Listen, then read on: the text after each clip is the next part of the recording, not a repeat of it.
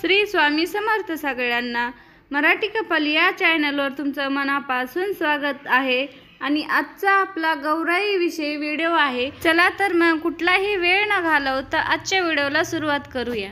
आजच्या व्हिडिओमध्ये तुम्ही जर पहिल्यांदाच गौरी बसवत आहात, या अगोदर तुमच्याकडे गौरी बसवल्या जात नसतील आणि तुम्हाला जर इच्छा असेल या वर्षी तुम्ही पहिल्यांदाच गौराई बसवत असताल, परंतु मग त्या कशा बसवायच्या किंवा गौरी जर आपण जेव्हा पहिल्यांदा बसवतो तेव्हा त्या आपण स्वतःहून आणून बसवायच्या नसतात, त्या कोणीतरी द्यायला हव्या आहेत। तर या मग कोणी द्यायला पाहिजेत, कशा द्यायला पाहिजेत आणि पहिल्यांदा जर आपण गौरी बसवतो ते कशा प्रकारे बसवायचे आहे, तर याबद्दलची संपूर्ण माहिती देणार आहोत। त्यासाठीच हा व्हिडिओ आहे। तुम्ही जर पहिल्यांदाच गौरी बसवत असाल तर हा व्हिडिओ कुठेही स्किप न करता पहा आणि व्हिडिओला लाईक, शेअर, सबस्क्राइब नक्की करा।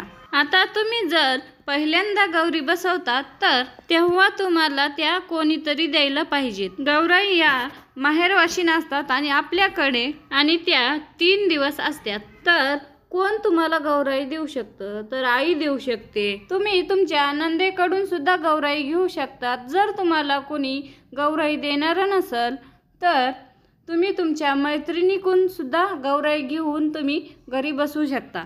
अशा प्रकारे आपण प्रत्येक वर्षी गौराई बसवू शकतो। गौरी जेव्हा आपल्याला आगमन करायचं आहे, गौरी आवाहन जेव्हा आहे तेव्हा डेकोरेशन आणि रांगोळी हे तर असायलाच हवे। त्यामुळे तुम्हाला जर गौराई बसवायच्या असतील तर तुम्ही ते घर डेकोरेशन करायचं आहे। तुमचं संपूर्ण घर तुम्हाला स्वच्छ करायचं आहे, कारण गौराईला आपण महालक्ष्मी सुद्धा म्हणतो आणि महालक्ष्मीला आपण म्हणतो ना, महालक्ष्मीला कुठेही केर कचरा चालत नाही, तिला स्वच्छता ही अतिशय प्रिय आहे। त्यामुळे आपलं घर हे स्वच्छ करायचं आहे आणि यानंतर आपल्याला गौराई या कोणीतरी द्यायला पाहिजे। तुम्हाला जर तुमची आई गौराई देत असेल तर तुम्ही आईकडून सुद्धा घ्या। आता गौरी देताना काय करायचं, म्हणजे देणाऱ्यानं काय करायचं असतं, तर मुकुटे आपण कोणत्या प्रकारे द्यायचे आहेत हे आपण अगोदर ठरवायचं आहे। तुम्ही त्या समोरच्या व्यक्तीला सुद्धा विचारू शकतात।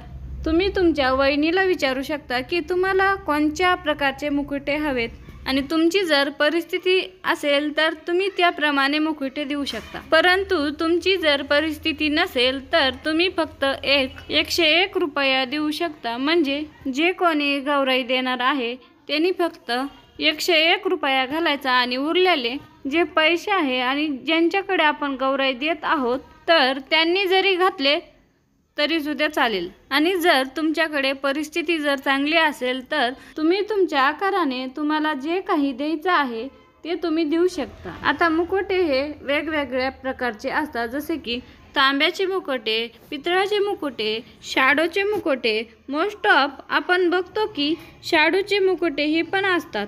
तर हे मुकुटे द्यायचे आहेत आणि त्या सोबतच आपल्याला काय काय द्यायचं आहे, तर हळदी कुंकू द्यावा लागतं। त्यानंतर 5 किंवा 25 विड्याचे पाने द्यायचे असतात। तर गौराईसाठी ओटी द्यायची असते। मग त्यासोबत साडी किंवा ब्लाऊज पीस आणि त्यासोबत गहू किंवा तांदूळ, त्यावरती एक हळकुंड, त्यावर एक सुपारी, बदाम, खारीक, खोबऱ्याची वाटी, नारळ। तर अशा प्रकारे ओटी द्यायची असते। त्यावरती तुम्ही 1 रुपयाचं नाणं सुद्धा ठेवू शकता, एक फूल किंवा गजरा हे सुद्धा ठेवू शकता। अशा प्रकारे गौराईची ओटी द्यायची आहे। गौरीचे जे मुकुटे द्यायचे आहेत ते असेच रिकाम्या हाताने देत नसतात। त्या गौरीच्या नाकामध्ये नथ घालायची आहे, गळ्यामध्ये मंगळसूत्र घालायचे आहे, कानामध्ये जरी घालायला जागा असेल तर तुम्ही कानातले घालायचे आहेत आणि अशा प्रकारे गौरीचे तुम्ही मुकुटे द्यायचे आहेत। आता कोणाच्या घरी 1 गौराई बसवतात तर कोणाच्या घरी 2 गौराई बसवतात। मग तुम्ही ज्यांना देणार आहात त्यांची जशी पद्धत आहे, त्यांचे जर पहिले बसवत असेल तसेच त्यांना जर 2 गौराई बसवायची इच्छा असेल तर तुम्ही 2 गौराईचे मुकुटे हे द्यायचे आहेत। त्याचसोबत आपल्याला फूल, गजरे हे सुद्धा द्यायचे आहेत। नैवेद्य म्हणून मिठाई, मग कोणताही एक गोड पदार्थ तुम्ही ते देऊ शकता।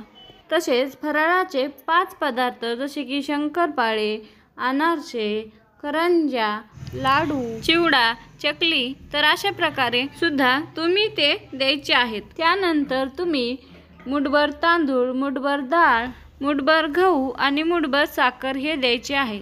आता हे तांदूळ गहू देण्यामागे एक कथा आहे।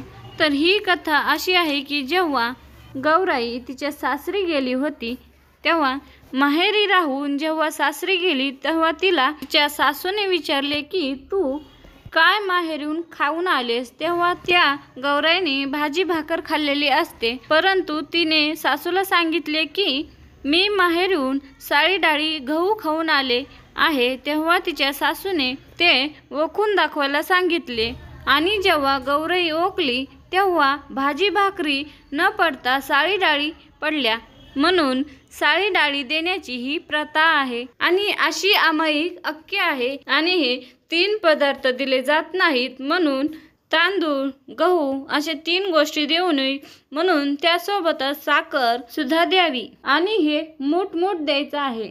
या गोष्टी आपल्याला जी व्यक्ती गौराई देणार आहे ती जी कोणी सवाशीण दुसऱ्याला गौराई देणार आहे तर तिने या सर्व वस्तू गौरी सोबत द्यायच्या आहेत। परंतु तुमची आर्थिक परिस्थिती नसेल तर तुम्ही यामध्ये 101 रुपया देऊ शकता। आता नथ मंगळसूत्र हेच का द्यायचे आहेत तर पहिल्या वर्षी ज्या गौराई आहेत उभ्या स्टँडवर बसवल्या जात नाहीत, तर त्या खाली कलशावर किंवा तांदळाची रास टाकून पाटावरती बसवल्या जातात। त्यामुळे नथ मंगळसूत्र एवढे जे दागिने आहेत तेवढे द्यायचे आहेत आणि दुसऱ्या वर्षी मग समोरच्या व्यक्तीने त्यांना हवा तसा शृंगार करायचा आहे। तर मैत्रिणींनो, अशा प्रकारे माहिती होती। माहिती जर तुम्हाला आवडली असेल तर व्हिडिओला लाईक करा आणि चॅनलवरती जर नवीन असाल तर चॅनलला सबस्क्राईब करा, जेणेकरून आमचे व्हिडिओ तुमच्यापर्यंत लवकरात लवकर येत राहतील। धन्यवाद।